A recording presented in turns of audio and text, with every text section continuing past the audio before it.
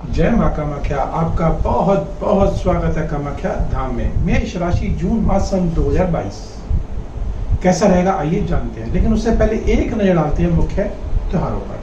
5 तारीख को विंध्यवासिनी माता जी की जयंती है और 8 तारीख को दुर्गा अष्टमी या धूमावती माता जी की जयंती और 9 तारीख को गंगा दशहरा और 10 तारीख को निर्जला एकादशी और 11 तारीख को और 14 तारीख को वट सावित्री व्रत है और 15 तारीख को आषाढ़ माह की संक्रांति और 22 तारीख को अम्बुवाची पर्व, माँ कामाख्या का महापर्व।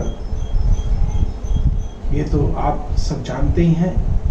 जितने भी तांत्रिक, अघौरी, साधक, सिद्धि लेने वाले या जिन्होंने सिद्धि प्राप्त कर ली है या जो परेशान है, जिनका कोई हल जीवन में नहीं निकल पा रहा है, तो निश्चित 22 जून अम्बुवाची पर्व पर आप माँ कामाख्या के दर्शन कर उनका महाप्रसाद लेकर के आप अपनी मनोकामना पूर्ण कर सकते हैं।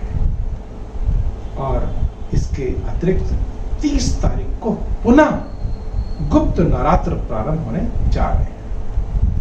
और आइए अब एक नजर डालते हैं ग्रहों पर।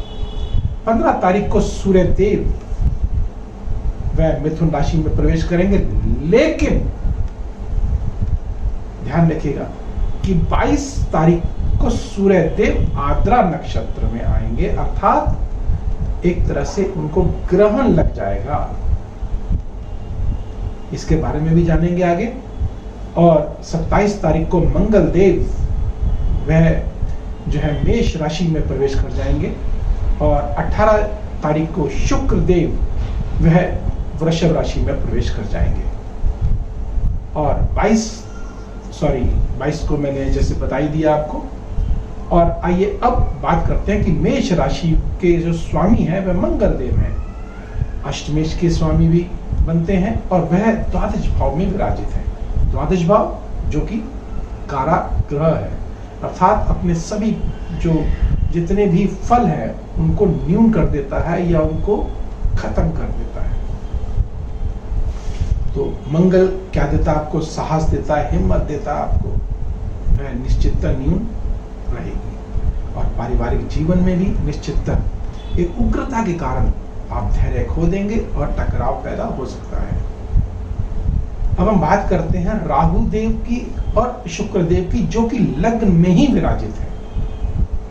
और जब शुक्र देव लग्न में विराजित है और मंगल की राशि में विराजित है, और मंगल और शुक्र वैसे भी कहीं पर अगर विराजित हो जाते हैं तो हम ये मान लेते हैं कि जो प्रेमी युगल है वह निश्चित उमंग भरे, आनंद भरे जीवन में, अर्थात उस समय उसका वातावरण चल रहा होता है। लेकिन यहाँ पर राहु देव साथ मर है, ध्यान रखिएगा। जो कि राहु देव क्या करेंगे, कब क्या हो जाएगा, अदृश्य ग्रह है और रहस्य से भरा हुआ ग्रह है।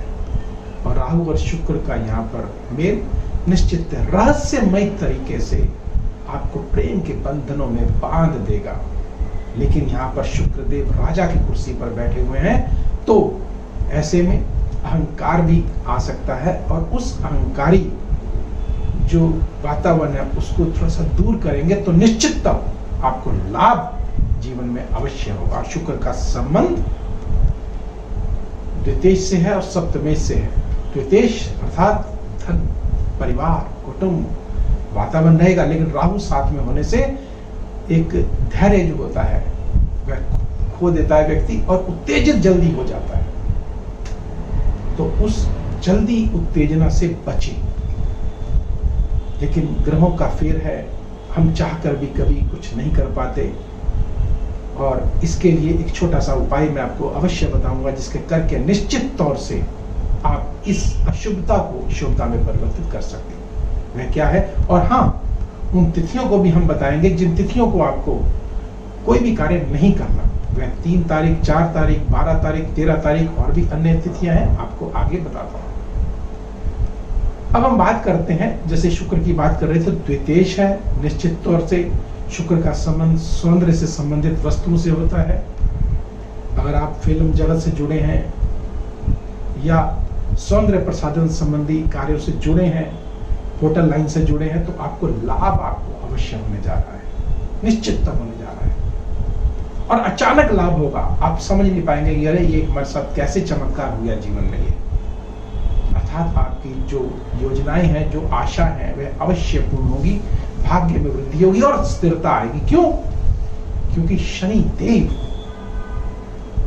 वह एकादश भाव पर अपनी ही राशि पर विराजित है। आपका जो कर्म स्थल है उसके भी स्वामी होकर के एकादश स्थान में बैठे हुए हैं, तो आए आपकी निश्चितता बढ़ेगी। और जब शनिदेव यहाँ पर विराजित हैं, तो जो शनि के जो जातक हैं, शनि से संबंधित कार्य करने वाले जो जातक हैं, लोहे से, तेल से, या कामगार हैं, या उच्च पदों पर अगर विराजित हैं और जो न्याय का कार्य कर रहे हैं, अर्थात न्यायाधीश हैं, उनके लिए बहुत ही उत्तम है। और हाँ, यहाँ पर स्थिरता है तो व्यापार में आपकी स्थिरता अवश्य आएगी, भाग्य में वृद्धि होगी। और जो जातक शिक्षा जगत से जुड़े हुए हैं, अर्थात विद्यार्थी गण हैं, उनके लिए बहुत ही उत्तम यह माह है ये, क्योंकि पंचमेश और द्वितेश लग्न में विराजित है, और पंचमेश जो है वह द्वितीय भाव पर अर्थात ज्ञान के घर पर, धन के घर पर विराजित है। अर्थात पारिवारिक जीवन में सौहार्द, प्रेम, उन्नति, धन धान्य से भरपूर यह माह अवश्य होने जा रहा है। और अब हम बात करते हैं अगर सूर्य देव की, तो सूर्य देव द्वितीय भाव पर बैठे हैं, बुध देव के साथ बैठे हैं, जो कि बुद्धाधिपत्य योग बना रहे हैं। अर्थात धन धान्य से भरपूर, मान सम्मान प्रतिष्ठा से आपको ऊंचाइयों पे आपको लेके जाएंगे, निश्चितता लेके जाएंगे। आपका अगर कोई प्रमोशन ड्यू है तो प्रमोशन हो जाएगा, आपकी उन्नति हो जाएगी, आपकी तरक्की होगी, आपको हर क्षेत्र में आपको सफलता मिलेगी, चाहे आप व्यापारिक क्षेत्र में, चाहे आप नौकरी क्षेत्र में, चाहे शिक्षा से संबंधित रखते या कोई और अन्य कोई कार्य कर रहे हैं। हाँ, अब हम बात करते हैं शेयर बाजार वाले जातकों की। अगर हम बात करें राहु देव की, क्योंकि बिना राहु देव के तो शेयर बाजार शून्य है और वह लग्न में विराजित है, तो मेष राशि वाले जातकों के लिए यह सुनहरा स्वर्णिम समय है ये। और वो भी अगर शुक्र से संबंधित अगर सामग्री पर अगर अपने धन को लगाएंगे तो लाभ अवश्य मिलेगा, निश्चितता मिलेगा। और हाँ, यहाँ पर अपनी मूल कुंडलियों में भी अवश्य एक बार देख लें कि राहु और चंद्रमा की स्थिति कैसी है। अगर शुभ है तो निश्चित है आपकी यहाँ पर लॉटरी लगने वाली है। एक तरह से बुध देव भी क्योंकि द्वितीय भाव पर विराजित है और तृतीय के होकर के अर्थात पराक्रम से, हिम्मत से, साहस के साथ आपको धन वृद्धि होगी और साहस में वृद्धि होगी। लेकिन ध्यान रखिएगा, मंगल देव यहाँ पर 27 तारीख को जब मेष राशि में प्रवेश कर जाएंगे तो यह आपके गुप्त तरीके से आपको धन कहीं ना कहीं से अवश्य मिल जाएगा। लेकिन उससे पहले ध्यान रखिएगा, थोड़ी सावधानी अगर बरतेंगे तो उत्तम रहेगा। आइए हम तिथियों को आगे और जानते हैं, जिन तिथियों को हमको कार्य नहीं करना। 21, 22, 30 इन तिथियों भूल कर भी कार्य ना करें। अगर करना भी पड़े तो एक छोटा सा महा उपाय है जिसको करके निश्चित इस माह को आप मंगलमय बना सकते हैं। माता माख्या का छोटा सा अचूक उपाय है,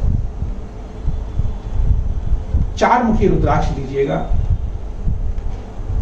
और उस पर मां काम्या का सिंदूर लगा दीजिएगा। रात्रि को अपने सिर के नीचे व्हाइट पेपर में रैप करके रख लीजिएगा और प्रातःकाल एक छोटा सा मंत्र है और वह मंत्र है ओम त्रिम त्रिम त्रिम हुम हुम स्त्रिम स्त्रिम कामाख्याय प्रसीद स्त्रिम स्त्रिम हुम हुम त्रिम त्रिम त्रिम स्वाहा। इस मंत्र की एक माला आप जाप अवश्य करें और अपने सिर के ऊपर से 3 बार घुमा करके जो भी आपकी मनोकामना हो उसको मन में रखते हुए आप मां दुर्गा के मंदिर में आके रख के आ जाइएगा। आपको निश्चित आपको लाभ अवश्य होगा, चमत्कारिक लाभ होगा, आप देखते ही बनेंगे। और हाँ, अगर आपको ये वीडियो पसंद आया हो, आप चाहते हैं कि अगला वीडियो आपके पास सबसे पहले पहुंचे और मां कामाख्या के चमत्कारिक उपाय आपके समक्ष आए, तो तो इसको लाइक करें, सब्सक्राइब करें और बेल बटन को अवश्य दबाएं, जिससे अगला वीडियो आपके पास सबसे पहले पहुंचे और आप लाभान्वित हो। जय माता।